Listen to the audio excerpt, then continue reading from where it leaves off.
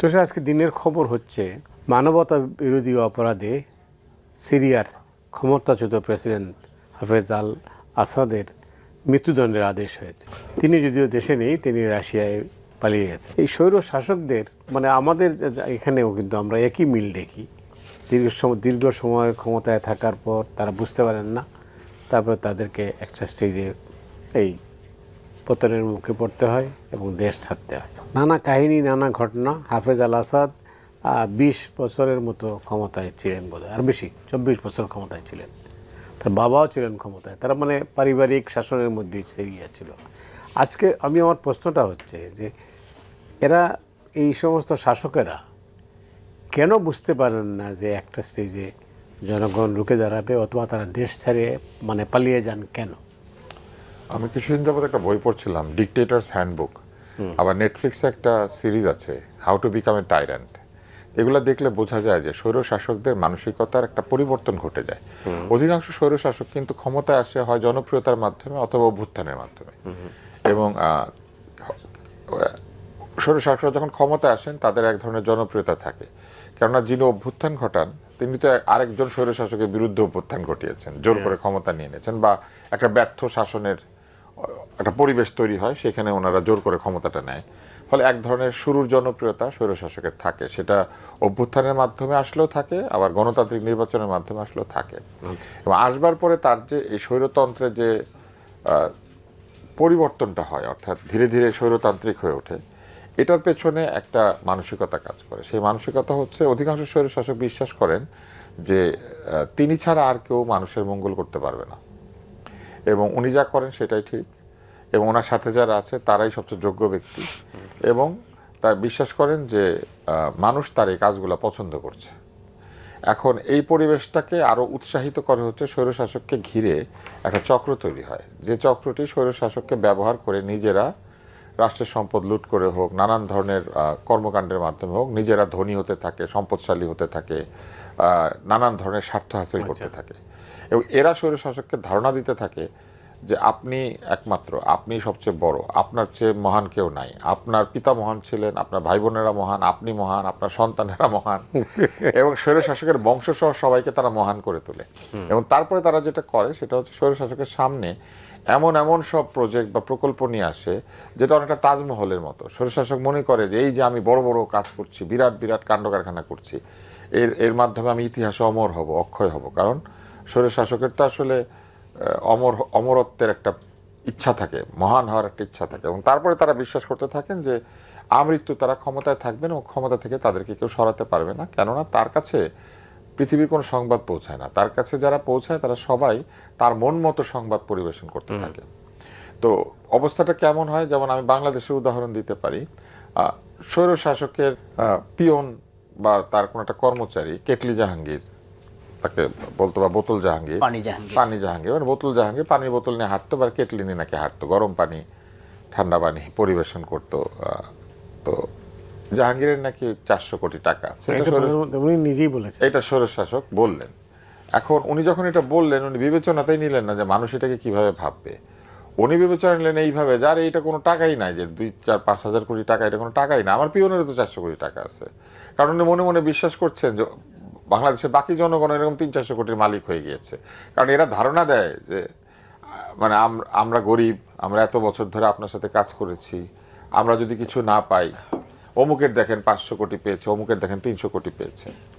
তো এইভাবে তারা একটা ধারণা দেয় এবং স্বৈরশাসক সেটা বিশ্বাস করতে শুরু করে। এরপরে যেটা ঘটে, স্বৈরশাসকের চারপাশের লোকেরা তাকে মহান করার জন্য কার্যক্রম হাতে নেয়। যেমন মিডিয়াতে একদল লোক তারা তাকে মহান করার জন্য কার্যক্রম হাতে নেয়, বিশ্ববিদ্যালয় পর্যায়ে যারা সুশীল বুদ্ধিজীবী তাদের একদল লোক তৈরি হয়, তারা তার জীবনী লিখতে থাকে, তাকে নিয়ে নানান ধরনের গ্রন্থাবলী লেখে, তাকে নিয়ে গবেষণা করে, বিভিন্ন সংগঠন তৈরি হয়ে যায়। জীবিত অবস্থা ওনাকে নিয়ে রিসার্চ কাউন্সিল হয়। উনি যে মানে আরবের কোন উচ্চতম বংশ থেকে এসেছেন সেই বংশলতিকা তৈরি হয়। এইভাবে এমন একটা অবস্থা তৈরি করা হয়, স্বৈরশাসক একটা ভিন্ন জগতে প্রবেশ করে যান, তিনি আর এই জগতের মানুষ থাকেন না। এবং তারপরে তিনি বিশ্বাস করতে থাকেন যে এই যা কিছু হচ্ছে এটাই সত্য, এটাই ঘটনা। ধরেন 50 জন লোককে বাড়ি বানিয়ে দিয়ে উনি বিশ্বাস করতে থাকেন যে বাংলাদেশের সব লোককে উনি বাড়ি বানিয়ে দিয়েছেন। তারপরে একটা ব্রিজ তৈরি করে উনি ভাবেন যে বাংলাদেশের সব লোকই ব্রিজের উপর দিয়ে যাচ্ছে, এবং সবচেয়ে ভয়ঙ্কর অবস্থা হয় যে স্বৈরশাসক নিজে আইন বানিয়ে নিজে সেটা ভঙ্গ করতে থাকেন। আমি বাংলাদেশের উদাহরণ দেই, পদ্মা সেতু যখন হলো, একটা লোক নাকি একটা নাট বল্টু খোলা ঢিলা সেটাকে খুলে ফেলেছিল, সেই জন্য সে কারাগারে চলে গেল। এবং তারপর আরো একটা ঘটনা ঘটলো যে সবাইকে বলা হলো যে এই এটার উপরে উঠে সেলফি টেলফি তুলবেন না, কিন্তু আপনার নিশ্চয়ই মনে আছে মানুষ পাগল হয়ে গিয়েছিল, কেউ ওখানে উঠে নামাজ পড়ছে, কেউ সিজদা দিচ্ছে, কেউ টিকটক করছে, এক ভদ্রমহিলা শুয়ে পড়লেন। কিন্তু কেউ তো এটা আশা করে নাই যে আইনটা বানানো হয়েছে যে এটার উপর দিয়ে যখন যাওয়া হবে কেউ থামবে না এবং সেলফি তুলবে না। 1-2 দিনের মধ্যে এই স্বৈরশাসকের মিডিয়া সবখানে প্রচার করে দিল যে তিনি পরিবার সহ সেলফি তুলছেন।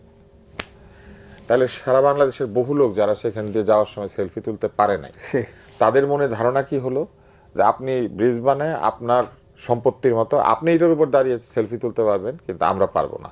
এবং এইভাবেই করে কি স্বৈরশাসকের মিডিয়া তাকে মহান করতে গিয়ে জনবিচ্ছিন্ন করে ফেলে, এবং যখন তিনি জনবিচ্ছিন্ন হয়ে যান তখন তার পতন হয়।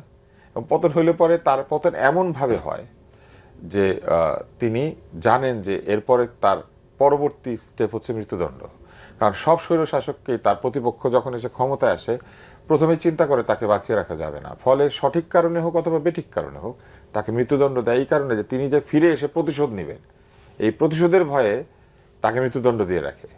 এবং এইটাই সকল স্বৈরশাসক, আপনি দেখবেন যে পিনোচেট তার লাশ উত্তোলন করে মানে বিচার করা হয়েছিল এবং তার সমাধি সরিয়ে ফেলতে হয়েছে।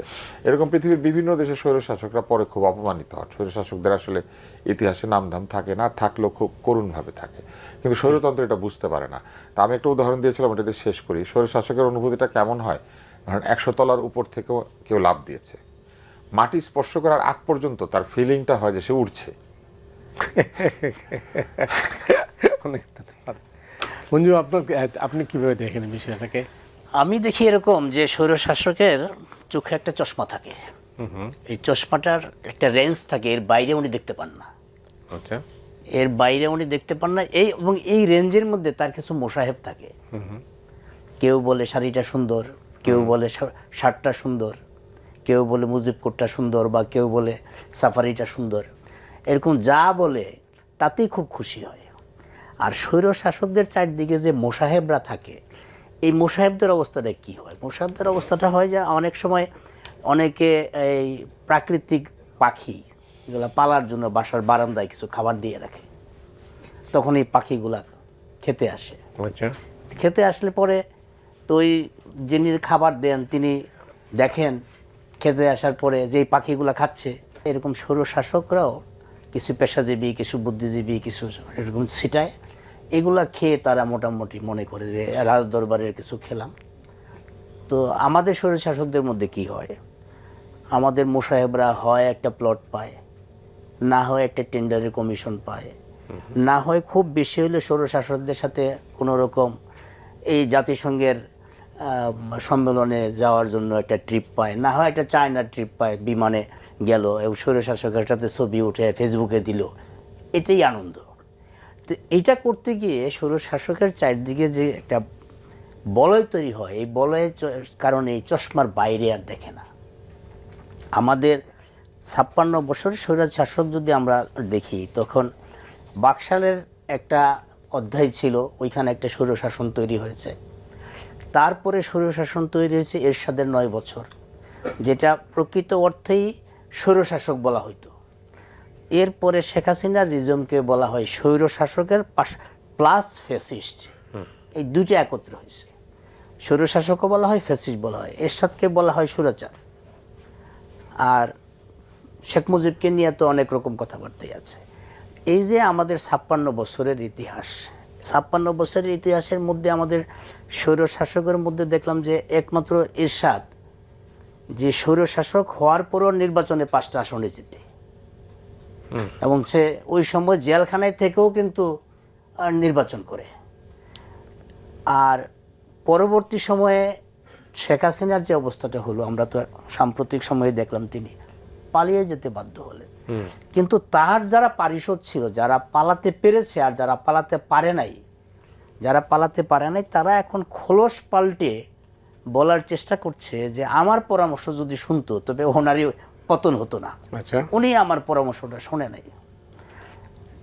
তো শাসকদের তাদের নিজেদের যে বলয়, এই বলয়ের মাঝখানে নিজেদের পারিবারিক একটা বলয় তৈরি হয়, যারা নিজেরা স্বৈরশাসকের চেয়ে বেশি এক ধাপ এগিয়ে স্বৈরতান্ত্রিক আচরণ করে এবং যে এলাকায় থাকে ওই এলাকায় সে নিজেকে রাজা মনে করে। আর তাদের যারা পারিষদ, তুষার যেটা বললেন যে চাকর বাকর যারা, তারা তো অনেক অনেক ধাপে গিয়ে তারা যে দিক দিয়ে যায়, যেমন তুষার যে পানি জাহাঙ্গীরের কথা বললেন, সেই পানি জাহাঙ্গীরের একটা বিষয় জানি যে ওই আসনে কিন্তু স্পিকার, যে সাবেক স্পিকার শিরিন শারমিন, তো সে ওনার খুব কাছের একজনের সাথে আমার কথা হলো একদিন, বললেন যে উনি একবার ওনার গ্রামের বাড়ি যাচ্ছেন, তো যাওয়ার পথে উনি দেখলেন যে ওনার আগে অনেক পুলিশ প্রোটেকশন দেওয়া অনেক লোক যাচ্ছে, একটা বিশাল বড় গাড়ি বহর নিয়ে যাচ্ছে। তো উনি তখন ওই প্রোটেকশনকে জিজ্ঞেস করলো যে আমার আগে এই যে পুলিশ প্রোটেকশন নিয়ে গাড়ি বহর নিয়ে যাচ্ছে, আমি তো জানি আমিই যাচ্ছি, তো আর কে যাচ্ছে? মানে রাষ্ট্রের ভিআইপিদের মধ্যে তো আমার উপরে তো প্রাইম মিনিস্টার এবং উপরে রাষ্ট্রপতি, এর নিচে তো কেউ গেলে এরকম যাওয়ার কথা না, কে গেছে? তখন স্থানীয় পুলিশ থেকে বলা হলো যে জাহাঙ্গীর সাহেব যাচ্ছে, এবং জাহাঙ্গীর সাহেবকে রিসিভ করার জন্য ওই যে স্পিকারকে রেখে এসপি, ডিসি, ইএনও যারা ছিল তারা সবাই জাহাঙ্গীর সাহেবকে রিসিভ করার জন্য ব্যস্ত, এবং স্পিকার হলো তারপরে যাচ্ছে। তো উনি এক জায়গায় দুঃখ করে বললেন যে এরপরে মনে হলো যে ওইখান থেকে ব্যাক করি, আমি আর এলাকায় না যাই, কারণ জাহাঙ্গীর যাচ্ছে এরকম একটা অবস্থায়। তো যখন স্পিকারের অবস্থাটা এরকম হয়ে যায় জাহাঙ্গীরের কারণে, এটা কিন্তু স্বৈর শাসনের একটা বড় এক্সাম্পল। তো টাকা পয়সার বিষয়টা স্বৈর শাসক যখন হয় তখন নতুন একটা জমিদারি প্রথা তৈরি হয়, নতুন কিছু টাকাওয়ালা মানুষের জন্ম হয়। সেই টাকাওয়ালা মানুষ তারা প্রথমেই একটা ভালো চকচক গাড়ি কিনে, অভিজাত এলাকায় একটা বাড়ি কিনে, এবং কিছু লোকজন রাখে যারা তার সাথে সাথে থাকবে। তারাও দেখায় যে তারা একটা কিছু হয়ে গেছে। আপনি দেখেন যে গুলশান বনানীর এলাকা একটা খুব অভিজাত এলাকায়, এই এলাকায় যারা আগের অধিবাসী যাদের নামে অ্যালটমেন্ট আছে, তাদের মধ্যে কিন্তু প্রায় 90% তারা বিদেশে চলে গেছে। এখন যারা আছে তাদের ম্যাক্সিমামই হলো নতুন পয়সাওয়ালা, এই বনানীতে একটা ফ্ল্যাট কিনলো অথবা একটা বাড়ি কিনে ফেললো, এটা নতুন পয়সাওয়ালা।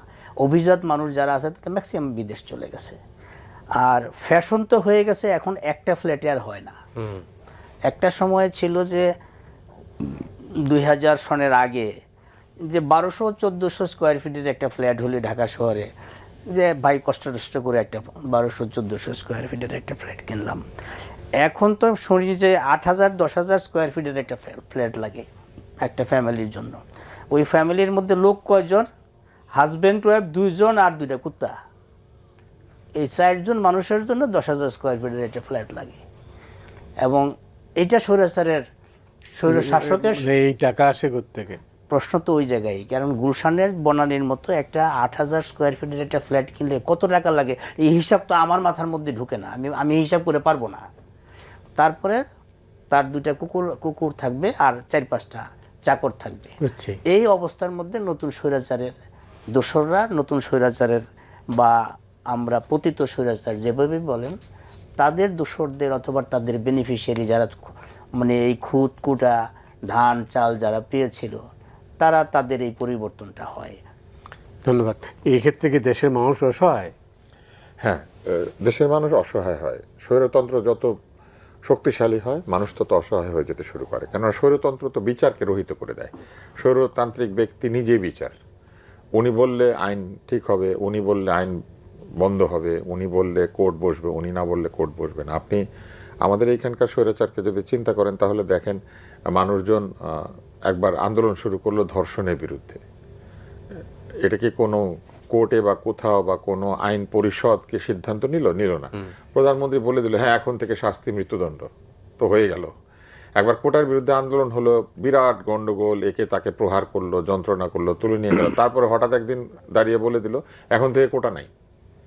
তো মুখের কথা কি দেশ চলে নাকি? এবং এই যে মৌখিক নির্দেশ, মৌখিক আদেশ আইনে পরিণত হতে শুরু করে, মানুষ তখন বিচার আদালত সবকিছু বাদ দিয়ে মনে করে যে একজন ব্যক্তি বা ওই ব্যক্তির পছন্দসই যারা, তারাই দেশের আইন, তারাই মা বাপ, তারাই সবকিছু।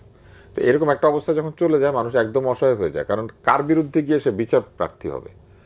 স্বৈরতান্ত্রিকের একটা ভয়ের সংস্কৃতিও কাজ ভয় করে। সংস্কৃতি তৈরি হয়, কারণ বিচার নাই তো। সুতরাং স্বৈরতান্ত্রিক যদি আপনার বিরুদ্ধে থাকে, তাহলে আপনি কোথাও বিচার পাবেন না। এবং তখন কি ঘটে? এই যে গুম, খুন, হত্যাকাণ্ড এগুলো শুরু হয়। কেন শুরু হয়? কারণ বিচার নাই তো। স্বৈরতান্ত্রিক এবং তার লোকেরা মনে করে যে তারা যা খুশি তাই করতে পারে এবং সেটার কোনো বিচার হবে না। এবং এই পৃথিবীর ইতিহাসে সব জায়গাতে স্বৈরতান্ত্রিকদের নির্যাতনের কক্ষ থাকে, লোকজনকে ধরে নিয়ে আটকে রাখা, বিনা বিচারে আটক রাখা, অন্তরীণ করা, গুম করা, কিংবা এমন জায়গাতে নিয়ে রাখা যেখানে তার আত্মীয় স্বজন জানতে পারে না হয়তো জীবিত আছে। এবং এই সব কাণ্ড কারখানা কিন্তু আলজেরিয়াতে হয়েছে, সিরিয়াতে হয়েছে, তিউনিসিয়াতে হয়েছে, বিভিন্ন জায়গাতে যেখানেই এরকম স্বৈরতান্ত্রিক ছিল, স্পেনে হয়েছে। এবং স্বৈরতান্ত্রিকদের সবচেয়ে বড় শত্রুকে, সবচেয়ে বড় শত্রু হচ্ছে কেউ যদি কথা বলে। ফলে স্বৈরতন্ত্রের বিরুদ্ধে কেউ কথা বললেই তার কথা বন্ধ করানোর জন্য তারা ব্যস্ত হয়ে ওঠে। ফলে দেশে দেখা যায় যে বাক স্বাধীনতা রহিত হয়ে যায়। সংবিধানে থাকে, সব জায়গায় থাকে, কিন্তু কথা বলার স্বাধীনতা আসলে স্বৈরতান্ত্রিক একা। এবং তখন তিনটা কাজ হয়। গুজবের রাজত্ব তৈরি হয়, কেননা মানুষ তো সংবাদ তো সব ম্যানুফ্যাকচার, তো মানুষ তখন নানান গুজব বিশ্বাস করতে শুরু করে। আরেকটা কাণ্ড হয়, সেটা হচ্ছে মানুষ ভয় পায়, ফলে তারা চুপ করে যেতে শুরু করে এবং নিজেদের মধ্যে সাংকেতিক ভাষায় কথা বলতে শুরু করে। স্বৈরতান্ত্রিক একটা নাম দেয় কিংবা তাকে নিয়ে একটা রসিকতা, এবং প্রচুর জোকস তৈরি হয়, যে জোকসগুলোর বিষয়বস্তু থাকে স্বৈরতান্ত্রিক নিজে। এবং স্বৈরতন্ত্র সবচেয়ে বেশি সাহিত্যের এই শাখাকে শক্তিশালী করে তোলে। পৃথিবীর যত দেশে স্বৈরতন্ত্র আছে সেসব দেশে কার্টুন এবং এই জোকস এইটার বিকাশ ঘটে। এবং আপনি লক্ষ্য করলে দেখবেন শেখ হাসিনার সরকার কার্টুনের উপর ঝাঁপিয়ে পড়েছিল, কার্টুন বন্ধ করে দিয়েছিল, কার্টুনিস্টদেরকে জেলখানা নিয়ে গেছে, নির্যাতন করেছে এবং কার্টুন পছন্দ করতো না। আর আরেকটা কাজ হচ্ছে বাক স্বাধীনতা রহিত করে দিয়েছিল। এবং ঠিক একইভাবে নানান ধরনের জোকস তৈরি হয়েছিল এবং গুজবের সংস্কৃতি তৈরি হয়েছিল। এবং একটা পর্যায়ে গিয়ে স্বৈরতন্ত্রের লোকেরা মানুষকে ভীত সন্ত্রস্ত করার জন্য বা তাদের অ্যাটেনশন ডাইভার্ট করার জন্য গুজব তৈরি করে। এই স্বৈরতন্ত্রের শেষ ভাগে আপনার নিশ্চয় মনে আছে রাসেল ভাইপার নামে একটা সাপ বেরিয়ে এসেছিল। এই রাসেল ভাইপার এখন কোথায়? কিন্তু তখন রাজশাহীতে দেখা দিয়েছে রাসেল ভাইপার, তারপরে সিলেটে দেখা দিয়েছে রাসেল ভাইপার। মনে হলো সারা বাংলাদেশের সর্বত্র রাসেল ভাইপার উনি এটা হয়েছে। তো যখন স্বৈরতন্ত্র পলাতক হলো, তখন ওই জোকসটা চালু হলো যে এখন কোন ভাই পার হয়েছে, মানে সবাই তো সীমান্ত পার হয়ে যাচ্ছিল, তো বলে যে রাসেল ভাই তো পার হয়েছে, সোহেল ভাইকে পার হলো না। তো এই যে মানুষ জোকস করতে শুরু করে, এইটা শুরু হয়ে যায়। এবং স্বৈরতন্ত্রকে নিয়ে আপনি দেখবেন যে স্ট্যালিনের স্বৈরাচারে সোভিয়েত রাশিয়াতে জোকস হয়েছে, এবং এখন সবচেয়ে বেশি জোকস হয় উত্তর কোরিয়ার কিম জং ইল যে তাকে নিয়ে। তো এই স্বৈরতন্ত্রের আমি বলবো যে স্বৈরতন্ত্রের যে পুরো প্রক্রিয়াটা, এটা মানুষকে একদম অসহায় করে ফেলে, মানুষের আর কিছু করার থাকে না। ধন্যবাদ।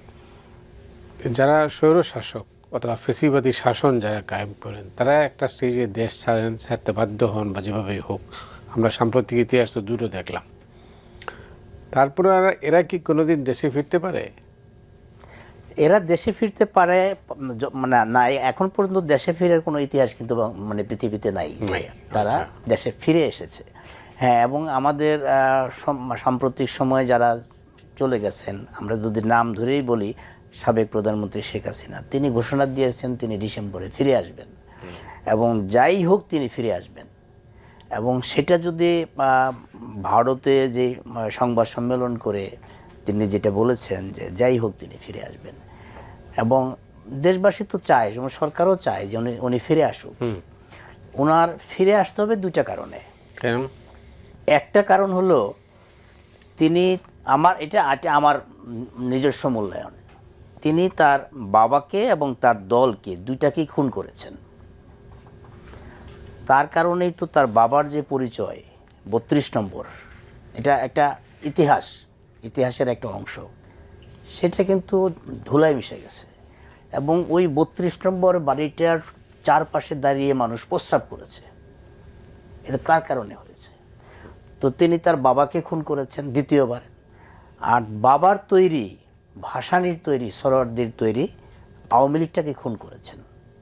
আওয়ামী লীগটাকে ওনার বাবা একবার খুন করেছেন বাকশাল করে, উনি একবার খুন করেছেন স্বৈরাচারী হয়ে। তো এখন উনি যদি ফিরে আসলে দুইটা জিনিস হবে। একটা হলো তিনি আইনের শাসন যদি বিশ্বাস করেন, কারণ উনি তো যখন ক্ষমতায় ছিলেন তো উনি সবসময় আইনের শাসনের কথা বলতেন। আইনের শাসন প্রতিষ্ঠা করতে হবে, ভোটাধিকার প্রতিষ্ঠা করতে হবে। মানুষের ভোটাধিকার এবং আইনের শাসন প্রতিষ্ঠা করতে গিয়ে এই দেশে ওনার বাবা খুন হয়েছেন, পরিবার নিয়ে খুন হয়েছেন, এবং তিনি যখন সংবাদ সম্মেলন করছেন তখনও এই বাবা এবং পরিবারের কথা বলতে গিয়ে কিন্তু সবসময় উনি কেঁদে দেন, এবং ওই দিনও কিন্তু তিনি প্রায় কেঁদে দিয়েছেন, এরকম একটা বিষয় ছিল। তো যিনি আইনের শাসন প্রতিষ্ঠা করতে গিয়ে তার পরিবার গেল, তিনি নিজে নির্বাসিত হলেন, তিনি আইনের শাসন প্রতিষ্ঠা করার জন্য আইনের উপর ভরসা রেখে তিনি বাংলাদেশে আসলে তাকে আইনের কাছে সারেন্ডার করতে হবে। তিনি তখন কারাগারে কি যাবেন নাকি আইন তাকে মুক্ত করে দিবে সেটা আদালতের বিষয়। আর দ্বিতীয়ত হলো, যেই আওয়ামী লীগের লোকজন যারা দেশ ছেড়ে পালিয়ে যেতে পেরেছে তারা কিন্তু আওয়ামী লীগের বেনিফিশিয়ারি, সে কারণে তারা আগে খবর পেয়েছে এবং পালিয়ে যেতে পেরেছে। আর তৃণমূলের ত্যাগী নেতাকর্মী যারা, পরিবারের একজনও সবাই চলে গেল, এই মেসেজটা কে থ্রো করলো? কারণ উনি ছাড়া তো এই মেসেজ কেউ জানে না। আচ্ছা, উনি যে যাবেন এই মেসেজ তো উনি ছাড়া কেউ জানে না। এবং যেটা জানতে পেরেছি পরবর্তী সময়ে, তিনি যেই যানবাহনে যে হেলিকপ্টারে করে গিয়েছেন সেটা তো 3 তারিখ থেকেই রেডি করা ছিল, পুরনো এয়ারপোর্টে 3 তারিখ থেকেই রেডি করা ছিল। তো যেটা 3 তারিখ থেকে রেডি করা, তো সেটা রেডি যখন করা হয়েছে তো তিনি জানেন যে ওনার পরিণতিটা কী হবে। তো সে কারণেই তারা আগেই নোটিশ পেয়েছে, তারা চলে গেছে। এবং সর্বশেষ তো আমরা দেখলাম যে তাপসের সাথে যেই ফোন আলাপটা বেরিয়েছে, যেটা আমরা দেখলাম। এখন তাপসকে তাড়াতাড়ি চলে যেতে বলা হয়েছে, যাই হোক। এখন যেটা আমি বলছিলাম যে এই যে তৃণমূলের যারা ত্যাগী, তারা মনে করবে যে আমাদের রাজনীতি করার আবার সুযোগ তৈরি হয়েছে, আমাদের নেত্রী ফিরে আসছে, জেল কাটুক আর যাই কাটুক, বাসিক আর মরুক, দেশে চলে আসছে। তখন তাদের মধ্যে একটা নতুন বাঁচার, রাজনীতি থেকে বেঁচে থাকার, দলটাকে বাঁচিয়ে রাখার একটা চেষ্টা তৈরি হবে। যেমন ধরেন, আমি যদি এইভাবে বলি যে উনি যদি সড়ক পথে আসেন, সে বেনাপোল দিয়ে উনি আসবেন, তো বেনাপোল দিয়ে যদি উনি আসেন তখন বহু কর্মী এরকম আছে যে গুলি হোক, জেল হোক, যাই হোক, নেত্রীরকে যে রাস্তায় আসতেছে ওই রাস্তার সামনে অন্তত দাঁড়াবো, এরকম বহু ত্যাগী নেতা আছে। আচ্ছা, তো সারা দেশের এরকম ত্যাগী নেতারা যখন রাস্তার মধ্যে দাঁড়ায় যাবে তখন তো তারা নিজেরা মনে করবে যে দলটা আবার চাঙ্গা হয়ে যাচ্ছে। এদিকে যদিও সরকার বলছে যে এটা এখন দল বাতিল করবে, দলের রাজনীতি বাতিল করবে না কি করবে, এটার একটা আইনগত বিষয় নিয়ে বিবেচনা করা হচ্ছে। সুতরাং ওনার দুইটা কারণে আসতে হবে, ওনার নিজের আইনের প্রতি শ্রদ্ধা রেখে আসতে হবে, আর দ্বিতীয়ত দলটাকে আবার বাঁচানোর জন্য ওনাকে আসতে হবে। উনি যদি সত্যি আসেন তাহলে তো এটা একটা নজির স্থাপিত হবে সারা পৃথিবীতে, যে স্বৈরাচার পালিয়ে গেল আবার ফিরে আসে, এটা একটা প্রথম নজির তৈরি হবে। কিন্তু এখন দেখা যাক। তা আমার মনে হয় যে এর আগে আপনার নিশ্চয়ই সবাই আমরা জানি সেটা, উনি 81 সনে যখন ফিরে আসছিলেন, 81 সনে ফিরে আসছে কিন্তু ওনার নিজের সিদ্ধান্তে না, দেশের সিদ্ধান্ত না, ভারত ওনাকে পাঠিয়েছে, সেই জন্য আসছে। ভারত তখন মনে করেছে যে এটা পরিবেশটা ভালো, এখন যেতে পারে। কিন্তু উনি আসার 13 দিনের মাথায় কিন্তু জিয়াউর রহমান খুন হয়েছে। এখন ভারত যখনই তাদের লোকটাকে তাদের পরিবেশ মতো সময় মনে করবে তখনই কিন্তু পাঠাবে, এবং পাঠানোর পরে পরবর্তী কোর্স অফ অ্যাকশন কী হবে সেটাও মাথায় রাখতে হবে। ভিন্ন প্রেক্ষাপট অবশ্য। আচ্ছা, এই পটভূমিতে শেখ হাসিনার রাজনৈতিক ভবিষ্যৎ কী?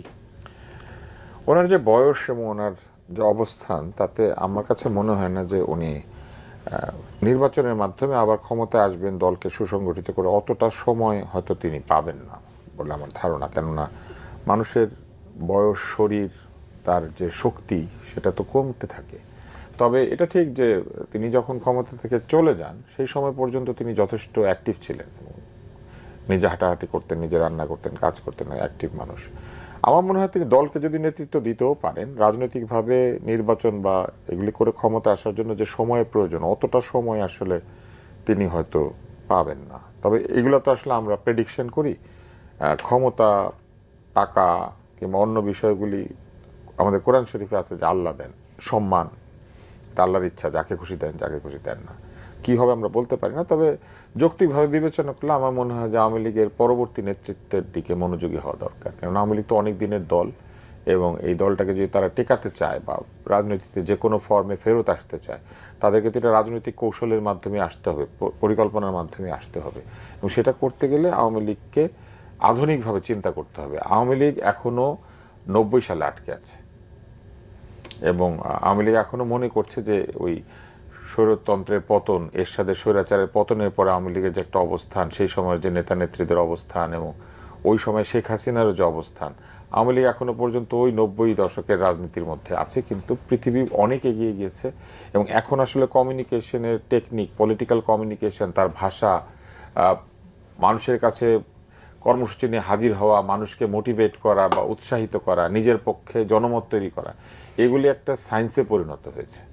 তো সেই জায়গাতে আমার কাছে মনে হয় যে আওয়ামী লীগকে আরো আধুনিক হতে হবে। আওয়ামী লীগের এই মুহূর্তে পরামর্শদাতা তো আর আমরা না, কিন্তু আমার কাছে মনে হয় যে পদ্ধতি বা কৌশল তারা চিন্তা করছে, এই পদ্ধতি বা কৌশল খুবই প্রাগৈতিহাসিক। আপনি আওয়ামী লীগের নেতৃবৃন্দের মধ্যে যারা ইনফ্যাক্ট এই যে একটা সংবাদ সম্মেলন হচ্ছে, সেখানে যদি লক্ষ্য করেন এক ব্যক্তির পরিচয় নিয়ে সবাই খুব চিন্তা করছে, এই লোককে। তার মানে দেখেন তাদের অবস্থা কিরকম, যে মানুষের কাছে পরিচিত একজন লোককেও তারা ওইখানে দিতে পারছে না। যারা পালিয়েছে তাদের মধ্যে তো পরিচিত লোক আছে, কিন্তু তাদেরকে দিতে পারে নাই। তার মানে আওয়ামী লীগের ফেস নাই। তারপরে যেটা ঘটেছে, বাকি যারা ছিল তারা কোনো না কোনো বংশের প্রতিভূ, কারো বাবা বড় নেতা ছিলেন, কারো আত্মীয় বড় নেতা ছিলেন, অথবা কেউ বংশের লোক, এরাই ওখানে গিয়ে বসেছে। তার মানে আওয়ামী লীগ এখনো ওই বংশগত শাসনের মধ্যে আছে। অথচ এই পুরো ঘটনাটাই ঘটেছে আওয়ামী লীগের এই বংশগত শাসনের বিরুদ্ধে, যে আপনার বংশ হইলেই খালি হবে, আমরা কি মানুষ না, আমাদের কি কোনো জায়গা নাই, আমরা না পাবো চাকরি, না পাবো কোটা, বৈষম্য।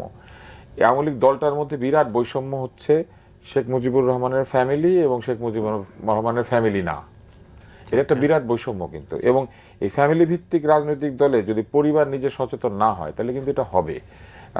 এই দিক থেকে বিএনপি অনেক কারণে আমি মনে করি যে, যদিও তাদেরকেও পরিবারতন্ত্রের দোষী করা হয়, কিন্তু একটা হচ্ছে জিয়াউর রহমান সাহেবের পরিবার ছোট, আরেকটা হচ্ছে উনি নিজে যখন প্রেসিডেন্ট ছিলেন নিজের পরিবারকে কোথাও উনি অ্যালাউ করেন নাই, যার ফলে আমরা ওনার আত্মীয় স্বজনকে খুব একটা চিনি না। আমরা বেগম জিয়ার আত্মীয়দেরকে চিনি, ওনার বোনকে চিনি, ওনার ভাইদেরকে চিনি, কিন্তু আমরা জিয়াউর রহমান সাহেবের কাউকে ভাই বোন তাদেরকে নিয়ে আমাদের কোনো আলোচনা বা কোথাও নাই। তো এটা হওয়ার ফলে যেটা হয়েছে, পরিবারতন্ত্রের দোষী করলো, এটা অত্যন্ত ছোট একটা পরিবার, এবং সেইখানে এই যে মানে অমুক ভাই তমুক ভাই, এই কাজিন সেই কাজিন, এই অবস্থাটা নাই আর কি। না থাকার কারণে বিএনপির মধ্যে বৈষম্য একটু কম, কিন্তু আওয়ামী লীগে এই বৈষম্য প্রবল। আপনি যদি চিন্তা করেন, নামের আগে শেখ এবং পরে শেখ দিয়ে একদল শাসক ছিল, তারা এমনকি শেখ হাসিনাকেও মানত না। আপনার মনে আছে কি না, শেখ হাসিনার আগের শাসনের সময় এক ব্যক্তি পিস্তল সহ ঢুকে পড়েছিল, ওনার বংশের লোক, এবং তারপরে একটা আইন করা হলো যে পিস্তল নিয়ে কেউ ওখানে ঢুকতে পারবে না। পিস্তল নিয়ে তো ওখানে ঢুকতে পারার কথাই না, উনি কেন পিস্তল নিয়ে গেলেন? কিন্তু দেখেন এরকম একটা অবস্থা। তারপরে বাজারে একটা গুজব ছড়িয়েছিল, ওনার বংশের কোনো এক লোক তাজউদ্দিন সাহেবের কোন এক বংশধরের সঙ্গে অপমানজনক আচরণ করেছে। এগুলো কিন্তু সব গুজব, কিন্তু মানুষ এগুলো কেন বিশ্বাস করতো? কারণ তার বংশের এই প্রতাপের কারণে। আপনি লক্ষ্য করলে দেখবেন তার বংশের এক তরুণ, এই দক্ষিণের ছবির মতো সব ভিডিও তার ফেসবুকে, পেছনে ওই গান বাজে, থালাইবা টাইপের গান, পেছনে বাচ্চা আর সে হাঁটছে, হ্যান্ডসাম ছেলে, সব ঠিক আছে, কিন্তু এটা কি এখনকার যুগের রাজনীতি? তো এই কোটা বিরোধী আন্দোলন বলেন কিংবা বিসিএস এর চাকরির জন্য আন্দোলন বলেন, এইখানে কিন্তু মূল জায়গাটা তরুণরা এটাই বলার চেষ্টা করেছে যে বংশ না, কিংবা আমার আর্থিক যোগ্যতা নয়, আমার মামা চাচার ক্ষমতা নয়, আমি চাই আমার মেধার বিচার হোক। সেই জায়গাতে আওয়ামী লীগ পিছিয়ে আছে এখনো পর্যন্ত। আপনি যদি ওই সংবাদ সম্মেলনটা দেখেন, ওখানে প্রকৃত অর্থে তরুণ সমাজের প্রতিনিধি কে? তো সেটা নাই। তা আমার কাছে মনে হয় যে আওয়ামী লীগ যদি রাজনীতিতে ফিরতে চায় এবং শেখ হাসিনা যদি সত্যি মনে করেন উনি ফিরে আসবেন, তবে স্বৈরতন্ত্র যে ফিরে না একদম সেরকম না। মার্কোসের ফ্যামিলি কিন্তু পরে ফিরে এসেছে, মার্কোসের ছেলে ফিরে এসেছে, মার্কোসের বউ গিয়েছে। তো হয় মাঝে মাঝে স্বৈরতন্ত্রের আত্মীয় স্বজন ফেরত আসে বা বংশধররা ফেরত আসে, কিন্তু তাদেরকে বিচারের মুখোমুখি হতে হয় এবং কোনো না কোনোভাবে তাদেরকে একটা একটা রিকনসিলিয়েশনের ভিতর দিয়ে যেতে হয়, হয় বিচার এবং পানিশমেন্ট এটার ভিতর দিয়ে, অথবা কোনো একটা আপোষ মীমাংসার মধ্যে দিয়ে। আচ্ছা, এত সবর পরেও মানুষ কেন স্বৈরতন্ত্রে মানে স্বৈরতান্ত্রিক হয়ে যায়? ক্ষমতা আসলে নিজেকে অ্যাবসলিউট করার চেষ্টা করে। ক্ষমতা সবসময় চায় যে তার কর্তৃত্বকে সে একদম সর্বব্যাপী করবে, এবং অধিকাংশ সময় আমাদের মতো এই তৃতীয় বিশ্বের দেশগুলিতে মেধাহীনদের এমন একটা অবস্থা হয়েছে সমাজে যে আপনি কাউকে কাজ দিলে কাজ করতে পারে না, তখন ক্ষমতাবান বিশ্বাস করে যে আমার নিজের লোককে দিয়ে কাজ করাতে হবে, তাইলে তারা আমার কাজটা করে দিবে, ঠিক মতো করবে। এবং ক্ষমতাবান এটা করতে গিয়ে মজা পেয়ে যায়, দু একটা কাজ সফল হয়, তারপরে তারও একটা একটা স্যাটিসফ্যাকশন আসে যে কই আমার এমপিরা মূর্খ, তাতে কি আমি আমলাদেরকে দিয়ে কাজ করিয়েছি। কিন্তু এটা করতে গিয়ে সে সিস্টেম ব্রেক করতে থাকে। এমপির কাজ ব্যুরোক্র্যাটদেরকে দিয়ে করায়, ব্যুরোক্র্যাটদের কাজ এমপিকে দিয়ে করায়, কারণ তার যখন যেটা ইচ্ছা তখন সেটা করছে। এইভাবে সে কি করে, সে ওই কাজ আদায় করতে গিয়ে তার নিজের লোকদেরকে সে এমপ্লয় করে বা ডিপ্লয় করে। এটা করার পরে যেটা ঘটে সেটা হইলো সে কিছু কিছু রেজাল্ট পায়।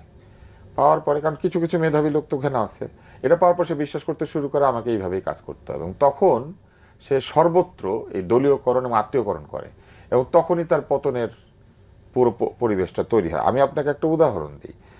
ফুটবল ফেডারেশনে এই পুরো 17 বছর আমাদের সালাউদ্দিন ভাই বসে থাকলেন। সালাউদ্দিন ভাই অত্যন্ত যোগ্য মানুষ, উনি স্বাধীন বাংলা ফুটবল দলে খেলেছেন, বাংলাদেশের সেরা একজন ফুটবলার, সর্বকালের সেরা ফুটবলারদের একজন। কিন্তু এই ভদ্রলোক 17 বছর থাকতে হবে কেন? এইটার কিন্তু কোনো ব্যাখ্যা নেই। যুক্তিটা কি দেওয়া হতো যে উনি শেখ কামাল সাহেবের ঘনিষ্ঠজন এবং ওনার যাতায়াত ছিল, তো এই কথার ভিত্তিতেই উনি 17 বছর ওইখানে বসে থাকলেন। সালমান রহমানের এত প্রতিপত্তি কেন? ওই একই ঘটনা, ভাইয়ের বন্ধু, উনি নাকি ওই বাসাতে গেলে এক সময় খাওয়া দাওয়া করেছেন, বুবু ডেকেছেন, তো হয়ে গেল। কিন্তু প্রবলেমটা কি হয়, সালমান রহমান কি করলেন? সালমান রহমানই কিন্তু এই যে ঋণ নিয়ে ঋণ খেলাপি সংস্কৃতির একটা জায়গা তৈরি করলেন, এবং প্রচুর টাকা পয়সা ব্যাংকে ম্যানিপুলেট করে যে নেওয়া যায় সেটা উনি দেখালেন।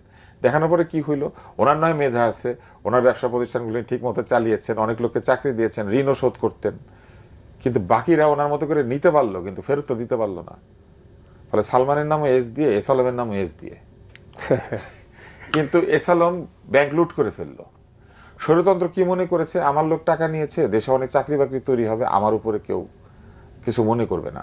কিন্তু দেশে অনেক জিনিসপত্র তৈরি হয় নাই তো, কারণ ওই মেধাহীনদের রাজত্বটা তৈরি হয়ে যায় তখন, এবং অমেধাবী লোকদের হাত থেকে বাঁচার জন্য নিজের লোক দিয়ে কাজ করাতে গিয়ে আরো বড় মেধাহীনদের একটা সাম্রাজ্য তৈরি হয়, এবং তারা সবাই মিলে ওই স্বৈরতান্ত্রিক ব্যক্তিকে সামনে রেখে তাদের উদ্দেশ্য হাসিল করে, এবং একটা পর্যায়ে গিয়ে তারা যখন অনেক ধনী হয়ে যায় তখন তারা কিন্তু তাদের সম্পদ বাঁচাতে ব্যস্ত হয়ে ওঠে।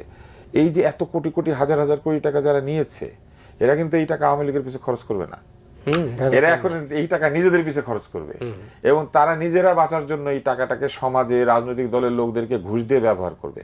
এবং আপনি দেখেন স্বৈরতন্ত্রের পতনের পরে বাংলাদেশে প্রথম যে গুজব বা বলেন বা যে কোনো অভিযোগ বলেন, এই তীর কাদের বিরুদ্ধে উঠেছিল তরুণদের বিরুদ্ধে। কি বলা হয়েছিল, যে আওয়ামী লীগের লোকেরা টাকা পয়সা দিয়ে এদেরকে কিনে তারা বর্ডার পার হচ্ছে, এবং এরা কোটি কোটি টাকা খরচ করে পালিয়ে যাচ্ছে। তাহলে যেই টাকা স্বৈরতন্ত্র তাদেরকে কামাই করতে দিল জনগণের পকেট থেকে, সেই টাকা কি হলো, সেই টাকা দিয়ে তারা নিজেদেরকে বাঁচালো, দেশের মানুষের কোনো মঙ্গল হলো না। এবং এখনো সেই টাকা দিয়ে তারা নিজেরাই বিভিন্ন জায়গাতে ভোগ করছে, খাচ্ছে, মানি মেশিন থেকে টাকা বের করছে। তো স্বৈরতন্ত্র তো ভেবেছিল কি, স্বৈরতন্ত্র সবসময় ভাবে যে নিজের লোকের হাতে টাকা গেলে সেই টাকা মনে হয় দেশের কাজে লাগবে এবং তার নিজের কাজে লাগবে, কিন্তু শেষ পর্যন্ত ওই টাকার মালিক তার টাকা বাঁচাতে ব্যস্ত হয়ে যায়। এবং আমি আরেকটা কথা শুধু সবাইকে বলি, যে এই যে টাকা পাচার হয় কেন হয়, তুমি বাংলাদেশে ব্যাংক লুট করে বাংলাদেশের ব্যাংকে তো টাকাটা রাখতে পারতা, কিন্তু লুটের এরা জানে যে এই দেশে কোনো আইন নাই, এই টাকা এই দেশে রাখলে আরেকজন খায় ফেলবে, তো সেই জন্য তারা এমন দেশে যায় যেখানে সবচেয়ে ভালো আর্থিক ব্যবস্থা আছে, টাকা সরকারও নিতে পারে না, এই জন্য আপনি দেখবেন টাকা নিয়ে রাখে সিঙ্গাপুরে, টাকা নিয়ে রাখে সুইজারল্যান্ডে, টাকা নিয়ে রাখে দুবাইতে, যেখানে টাকা সেফ এবং কর কম, ট্যাক্স কম, সেইখানে যায়, অথবা টাকা সেভ। আপনি দেখেন এই আওয়ামী লীগের লোক বলেন বা স্বৈরতন্ত্রের যত লোক বলেন যারা পলায়, এদেরকে সবাইকে আপনি পাবেন মোনাকো, লিচেনস্টেইন, এই যে British Virgin Island, Saint Kitts and Nevis, তারপরে হচ্ছে এই সিঙ্গাপুর, তারপরে পাবেন হচ্ছে দুবাই, সুইজারল্যান্ড, এইসব জায়গাতে পাবেন। কারণ চুরির টাকা চোরও গিয়ে ক্যানাডাতে পাবেন, চোরও গিয়ে নিরাপদ জায়গায় রাখে। ওয়েল, পরিস্থিতি আমরা যেটা 15, 16, 17 বছর যেটা আমরা দেখলাম বাংলাদেশের, এখান থেকে তো আমরা বের হতে পারি নাই ওটা অর্থনীতি কিন্তু একটা ভঙ্গুর অবস্থার মধ্যে আছে, চাপের মধ্যে, কারণ টাকা পয়সা কিছুই নেই। এই পরিণতিতে একটা দেশের অস্তিত্ব সংকটের মধ্যে পড়ে বা পড়তে বাধ্য। এই অবস্থায় বাংলাদেশ কিন্তু এই ঠিক দ্বার প্রান্তে। আপনি কীভাবে দেখেন? না, ওই দ্বার প্রান্তে আপনার যদি আমরা আইএমএফের কথা ধরি, আমাদের বিভিন্ন অর্থনৈতিক যতগুলো সহযোগী সংস্থা আছে যারা আমাদেরকে সহযোগিতা করে, তাদের মধ্যে অন্যতম। এখন পর্যন্ত আইএমএফ আমাদেরকে যে সমস্ত সংস্কারের শর্ত দিয়েছে, এই সংস্কারের শর্তগুলো আমরা পালন করতে পারিনি, আমাদের সরকার পালন করতে পারেনি। না পারার কারণে আইএমএফের অবস্থা এখন এমন হয়েছে যে আইএমএফ এখন বাংলাদেশকে কোনোভাবেই বাংলাদেশ কনভিন্স করতে পারছে না যে তার ঋণের টাকাটা লাগবে, এবং আইএমএফের তারা রিজিট অবস্থায় আছে, তারা কোনো টাকা দেবে না। কিন্তু সরকারের মধ্যে যেটা এখন হচ্ছে যে আমি এখন পর্যন্ত যেটা দেখছি, অর্থনৈতিক সংকট বলেন আর অন্য জায়গায় বলেন, যত ম্যানেজমেন্টই হোক, কোনো ম্যানেজমেন্টই কিন্তু এখন সরকারের কন্ট্রোলে পুরোপুরি আছে বলে মনে হয় না। আর্থিক প্রতিষ্ঠানগুলোর ম্যানেজমেন্ট এখনও শৃঙ্খলার মধ্যে আসে নাই। বিদেশিদের সাথে যে সমস্ত প্রজেক্ট নিয়ে যে সমস্ত দেন দরবার হচ্ছে, সেই সমস্ত দেন দরবারে সঠিক মানুষটা সেই দেন দরবারে আছে বলে মনে হয় না। অনেক অযোগ্য লোককে, যেই কাজটা যিনি পারবেন না এরকম লোককে বিভিন্ন গুরুত্বপূর্ণ জায়গায় বলা হয়ে থাকে লোকের অভাব। হ্যাঁ, বলা হয় লোকের অভাব, কিন্তু ভালো লোক, দক্ষ লোক, জানাশোনা লোক, যেই লোকটা যেই জায়গায় অ্যাপ্রোপ্রিয়েট সেই জায়গায় কিন্তু দেয়া হচ্ছে না। আর একটা কথা অনেকে বলে না, কিন্তু আমি এটা আগেও বলেছি, এখনও বলি আর কি, যে লন্ডন ভার্সেস বাংলাদেশ, এই যে একটা ডিভাইড তৈরি হয়ে গেছে, এইটা কিন্তু আস্তে আস্তে বাড়ছে। লন্ডন থেকে তো অনেক যোগ্য লোকও আসছে, অনেক অযোগ্য লোকও আসছে। বন্যা যখন আসে তখন বন্যার পানির সাথে সে পলি আসে না, আবর্জনাও আসে। লন্ডন থেকে কিছু আবর্জনাও আসছে। এই আবর্জনাগুলো এখন লন্ডনের নাম ভাঙিয়ে যা ইচ্ছা তা করতেছে বিভিন্ন জায়গায়। এতে করে টোটাল লন্ডনের যে প্যাকেজটা আসছে, যারা অনেকে মেধাবী বিভিন্ন জায়গায় তারা ভালো করতেছে, তাদের কিন্তু অবমূল্যায়ন হচ্ছে, তাদের সম্পর্কে মানুষ এখন আঙ্গুল দিচ্ছে। আমাদের যদি মিডিয়াতে ধরি, এই লন্ডনের প্রভাবে মিডিয়া এখন তছনছ হয়ে যাচ্ছে। বলা হচ্ছে যে সক্রেটিস আর হলো ঠোলা প্লেটোর কারণে মিডিয়া তছনছ হয়ে যাচ্ছে। সেটাও আর কি, সেটা দুইজনের দুইটা নিকনেম মিডিয়াতে এখন প্রচলিত, একটা হলো সক্রেটিস আর একটা হলো ঠোলা প্লেটো। তো এই দুইটার কারণে মিডিয়া এখন তছনছ হয়ে যাচ্ছে। অ্যাডমিনিস্ট্রেশনে একই অবস্থা। অ্যাডমিনিস্ট্রেশনে ধরেন কিছু সচিবকে আপনি নিয়োগ দিলেন কন্ট্রাক্ট বেসিসে, এখন তাদেরও তো সময় প্রায় শেষের পথে, কয়েক মাস হয়তো থাকবে, 1 বছরের জন্য দেওয়া হয়েছে। কিন্তু নতুন সচিব যাদেরকে আপনি তৈরি করতেছেন, তাদের অধিকাংশই হলো যারা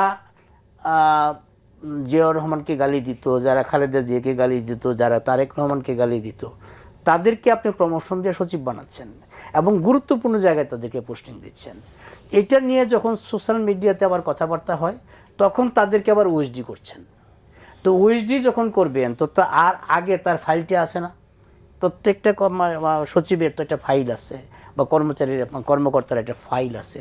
তো ফাইলের মধ্যে দেখলেই তো হয় যে তিনি এর আগে যে সমস্ত পোস্টিং নিয়েছেন, প্রমোশন নিয়েছেন, ওর মধ্যে কারো কোনো ডিউ লেটার আছে কিনা, ডিউ লেটারের মধ্যে কি লেখা আছে, এটা দেখলেই তো হয়। এবং অনেকে এখন বলার চেষ্টা করছে যে এই সমস্ত ফাঁক ফোকর দিয়ে যারা ঢুকছে, তারা এমনি ঢুকে নেয়, কোনো না কোনো কিছুর বিনিময়ে ঢুকছে। এখন বিনিময়ে যদি আমি বিক্রি হয়ে যাই, তবে 16 বছরের এই যে নির্যাতন, 16 বছর এইভাবে যে মানুষের উপর সারা দেশের উপর যে একটা স্ট্রিমরোলার চলে, যাতে আমরা কি শিখলাম, আমরা পেলাম কি, আমাদের অর্জনটা কি। আমরা যদি বিক্রি হয়ে যাই, আমাদের তো কথা ছিল যে আমাদের এই স্বৈরাচারের ফ্যাসিস্টের পতন হবে, আমরা বিক্রি হব না, যোগ্য মানুষকে যোগ্য জায়গায় বসাবো, যার যা পাওনা সে যদি সৎ হয় সততার দাম দিব, যদি অসৎ হয় তার অসততার জন্য তাকে পানিশমেন্ট দেওয়া হবে। এবং অসৎ মানুষের স্রোত যদি সামনে চলে যায় এবং সৎ মানুষ যদি চেয়ার বসতে না পারে, তখন আমার বর্তমান সময়টা আর অতীতের সময়টার মধ্যে পার্থক্য কী হলো? আমি তো নতুনত্ব দেখছি না। তারেক রহমান সাহেব নিজে একা, তার যে জীবন চলার যে সিম্পলিসিটি, তিনি যে সাধারণ মানুষের মতো চলাফেরা করেন, তাকে এই ক্ষমতার এই পর্যন্ত দেখা গেছে খুব কম সময়ে দেখা গেছে যে উনি স্যুটকুট পরে অফিস করছেন বা কোথাও যাচ্ছেন। সাধারণ একটা সিম্পল হাওয়াই শার্ট পরে তিনি অফিস করতেছেন। দেখা যায় একই রকম শার্ট একই রকম প্যান্ট পরে তিনি ঘুরতেছেন, একটা টি শার্ট পরে তিনি বিভিন্ন জায়গায় যাচ্ছেন। তার জীবন চলার মধ্যে যে স্বাভাবিক একটা মানে সিম্পলিসিটি, এইটা তিনি বোঝানোর সমাজকে এবং তার দলীয় নেতাকর্মীদের বোঝানোর চেষ্টা হয়তো করছেন যে মানুষের সেবা করতে হবে, নিজের প্রতি যতটা সেবা না করে। কিন্তু সেটা তো হচ্ছে না। কিছু কিছু মানুষ তো পিছন থেকে ওনাকে একদম মেলাইন করে দিচ্ছে। উনি হেঁটে যাচ্ছেন, কিন্তু দলের এমপি এবং রাজনৈতিক দলের ওনার কর্মীরা, ওনার নেতারা ওনার সাথে হেঁটে পারছেন না, ওনার স্পিডের সাথে পারছে না। ওনার গতি যদি রকেটের গতি হয়, ওনার দলের এমপিদের, মন্ত্রীদের এবং ওনার দলের নেতাদের গতিটা হলো ঠেলাগাড়ির মতো, দূরত্ব অনেক বেশি। তো একটা লোকের পক্ষে তো পুরা দেশ এগিয়ে নেওয়া যাওয়া সম্ভব না, টোটাল একটা টিম লাগবে। এখন মন্ত্রী পরিষদে যারা আছে তাদের তো আমি মনে করি যে 50% মন্ত্রণালয় চালানোর কোনো যোগ্যতাই নাই। হ্যাঁ, নতুন মানুষ হলে যে অযোগ্য হবে এমন তো না, কিন্তু নিজেদের তো ভীষণ থাকতে হবে। যদি আমি একজনের দিকে তাকিয়ে থাকি যে তারেক রহমান সাহেব কী বলবে, ওনার দিকে তাকিয়ে থাকা তো আমার কাজ না। আমাকে একটা অ্যাসাইনমেন্ট দেওয়া হয়েছে, সেই অ্যাসাইনমেন্ট পালন করাই হলো আমার দক্ষতা এবং যোগ্যতা। আমি যদি ওনার দিকে তাকিয়ে থাকি তো উনিই সব করবে, তো আমাকে রাখার দরকারটা কি? এর আগেও আমি বলেছি যে সরকার প্রধানই যদি সব করে তো এত চাকর পাকরের দরকারটা কি? সুতরাং চাকর পাকর যেখানেই যেটা বসানো হবে, দক্ষ চাকর পাকর লাগবে। অদক্ষ লোক দিয়ে মানে জাহাজ ভরার চেয়ে দক্ষ লোক একটাই যথেষ্ট, দক্ষ লোকের দরকার। আপনাকে অনেক ধন্যবাদ। আমি শেষ করব তুষার, যেটা দিয়ে শুরু করেছিলাম আসলে, যে গণতান্ত্রিক শাসনের জন্য লড়াই হয় সারা দুনিয়াতে, তামাম দুনিয়াতে, আমাদের দেশেও হয়েছে, বারবার হয়েছে। একটা গণতান্ত্রিক শাসন কি এই বাংলাদেশের বর্তমান যে পরিস্থিতি, এই পরিস্থিতি থেকে আমাদের পরিত্রাণের কোনো কেউ মানে বের করে দিতে পারে? হ্যাঁ, একমাত্র গণতন্ত্রে আসলে এখানে আমাদেরকে উদ্ধার করতে পারে। কি কারণে পারে? জনগণ যদি জানে যে তারই প্রতিনিধি দেশ শাসন করছে, তখন জনগণ ব্যর্থতার দায় নেয়। স্বৈরতন্ত্রের সফলতার অংশটুকু স্বৈরতন্ত্রকে নিজের, কিন্তু ব্যর্থতার জন্য কিন্তু জনগণ তাকে দোষী করে যে আমি তো তোমাকে ওখানে চাই নাই, তুমি থাকার কারণে এটা হচ্ছে, তুমি না থাকলে ভালো। কিন্তু গণতান্ত্রিক শাসকের এটা বড় অ্যাডভান্টেজ যে উনি যদি ভুলও করেন, জনগণ তো এটা দায় নিবে, কারণ জনগণই তো তাকে সেখানে পাঠিয়েছে। ফলে গণতান্ত্রিক শাসকের একটা লেভারেজ থাকে। দ্বিতীয়ত, জনগণ তখন যেহেতু জনপ্রিয়তার ভিত্তিতে একটা সরকারকে গঠন করিয়েছে, ওই সরকারের সঙ্গে তারা নানান ধরনের কার্যক্রমে অংশ নেয়। ফলে সরকার যদি বলে তেলের দাম বেড়ে গিয়েছে, একটু কম তেল ব্যবহার করেন, তারা মাইন্ড করে না। কিন্তু স্বৈরতান্ত্রিক যখন বলে, তখন বলে যে না, এটা হবে না। আমি কয়েকটা ছোট উদাহরণ দিই। বেগুনের বদলে পেঁপে খান, এটা বলার পরে সবাই রেগে গেল। কিন্তু একই কথা এখন বললে আপনি দেখবেন, বলবেন না না ঠিকই তো আছে, উনিও পেঁপে খায়, আমাকেও পেঁপে খেতে বলেছে, কারণ যে ভোটে জিতেছে। তারপরে হচ্ছে কাঁঠাল দিয়ে বার্গার খান, হ্যাঁ, কথাটা কিন্তু ঠিক ছিল। পৃথিবীর বহু দেশে ভেজিটেরিয়ানরা কাঁঠালকে মাংস হিসেবে ব্যবহার করে। এখন যখন এই যে কয়েকদিন আগে আমি দেখলাম এই একই বিষয়ে এসেছে পত্রিকাতে যে কাঁঠাল দিয়ে বিভিন্ন কিছু তৈরি হচ্ছে, মানুষ কিন্তু মাইন্ড করছে না। কেন করছে না? কারণ একই ঘটনা। ঠিক আছে, এটা ভালোর জন্য আমরা, এটা ভালো তো, এটা ভালো তো, এই যে এটা ভালো তো, এটার জন্য একজন গণতান্ত্রিক শাসক এই অ্যাডভান্টেজটা পায়। উনি কাঁঠালের বার্গার খাওয়াইতে পারে, কিন্তু স্বৈরতান্ত্রিক বললেই রেগে যায়। মরিচ শুকিয়ে খান, পৃথিবীর বহু দেশের লোকে মরিচ শুকিয়ে খায়, কিন্তু স্বৈরতান্ত্রিক বলে আপনার ওখানে তো মরিচের চাষ করে তাজা মরিচ খাচ্ছেন, আমাকে কেন মরিচ শুকিয়ে খাইতে বলেন? এইটা হচ্ছে স্বৈরশাসকের ডিসঅ্যাডভান্টেজ, ফলে এটা গণতন্ত্রের অ্যাডভান্টেজ। দ্বিতীয় জায়গাটি হচ্ছে গণতন্ত্র মানুষকে এম্পাওয়ার করে। যদি গণতন্ত্রের একটা বড় শক্তি হচ্ছে গণতন্ত্র আদালতকে শক্তিশালী করে এবং আদালতকে স্বাধীন করে। এটা যদি সম্ভব হয় তখন মানুষ বিচার পায়। তো সমাজে কি হয়, সমাজে ক্ষমতাবানরা অত্যাচার করে, এটা সারা পৃথিবীর সর্বত্র। কিন্তু মানুষ করে কি আদালতের কাছে গেলে বিচার পায় বলে ক্ষমতাবানরা শঙ্কিত থাকে এবং অবিচার করে না। আমাদের দেশে স্বৈরতন্ত্র কি করেছে, আদালতকে নিষ্ক্রিয় করে দিয়েছে। আদালত তার কথায় উঠে কথায় বসে। গণতন্ত্র যদি থাকে এবং আদালত যদি শক্তিশালী হয়, বহু বিচার, সালিশ, মীমাংসা এবং অত্যাচার সবকিছুই আদালত সিদ্ধান্ত নিতে পারবে, এবং সেটা যদি সঠিকভাবে নেয় তাহলে মানুষ তার বিচার পাবে বলে, বিচার পাওয়ার জন্য হলেও গণতান্ত্রিক শাসনে সে নানান ধরনের কাজ তখন করতে পারবে। কারণ এখন আমি একটা দোকান করব, এই দোকানে কেউ এসে চাঁদা চাইলো, আমি তার বিচার পাবো না। কিন্তু বিচার আদালত যদি ঠিক থাকে, আমি চাঁদাবাজের জন্য যাব, বিচার পাবো। তাহলে চাঁদাবাজি কমবে অথবা চাঁদাবাজি শাস্তি হবে। মানুষ তখন বিনিয়োগ করে। বিচার থাকলে পরে ব্যাংক লুটেরা সিঙ্গাপুরে বাড়ি বানাতে পারে না, তাকে জেলখানায় কাটানোর কথা। তাহলে এই লুটপাট কমবে। ফলে গণতন্ত্র কি করে, অটোমেটিক্যালি লুটপাট কমিয়ে আনতে পারে। গণমাধ্যম স্বাধীন হয়ে যায়। গণমাধ্যম স্বাধীন হয়ে গেলে মোসাহেবরা আর সক্রিয় থাকতে পারে না। কারণ মোসাহেব বলেছে আপনি যা করেছেন সব ঠিক। কই, মতিউর রহমান চৌধুরীর কাগজ তো এটা বলে না, ওইখানে তো লেখা আছে। এবং স্বৈরতান্ত্রিক যদি তিনি না হন, গণতান্ত্রিক শাসক আপনাকে ফোন করতে পারে যে বলেন তো এটা আপনি কেন লিখলেন। এই জায়গাটাই গণতন্ত্রের শক্তি। ফলে মোসাহেবরা তখন নিষ্ক্রিয় হয়ে যায়। এবং সবশেষে যেটা ঘটে, মানুষ মনে করে যে আমার দেশ, আমার শাসক, আমার রাষ্ট্র, আমার সরকার। তখন মানুষ উদ্যোগী হয়ে প্রচুর কাজ করতে শুরু করে। তখন আর এই যে কাজ করলে টাকা দিবে না খাদ্য দিবে এই প্রশ্নটা করে না।